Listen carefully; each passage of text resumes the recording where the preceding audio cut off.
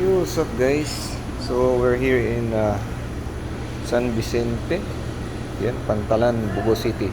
Pero hindi tayo dito yung yung sasakyan ng barko, wala rito sa Pantalan na to. Doon tayo sa sa Pulang Bato. Kaso lang, doon ako galing eh. And this is around 2.5 kilometers away from here. So itong restaurant na to, itong 4Ks. Yan ang service catering. Ang ganda yung ambience dito guys, oh. Doon nasa proper Bugo tayo guys.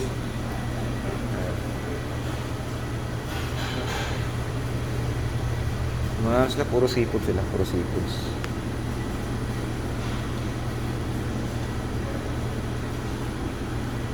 Puro seafood sila dito guys. Doon sana ako sa Pantalan kakain, kaso nga lang eh, mukhang kolorete yung mga barbecue doon, ako, delikado. O mamaya sumama pa yung tiyan natin dyan. Malayo-layo pa yung biyahe natin. Anyway, so alas 10 pa yung opening ng ticketing booth sa papuntang Palumpon, and then alauna ng madaling araw yung barko aalis. So good na napaaga tayo kasi sobrang aga naman, pero okay lang yan, at least hindi maulan, makapag-relax pa tayo guys, and makakain pa tayo ngayon. So yun muna update guys, so mamaya ulit.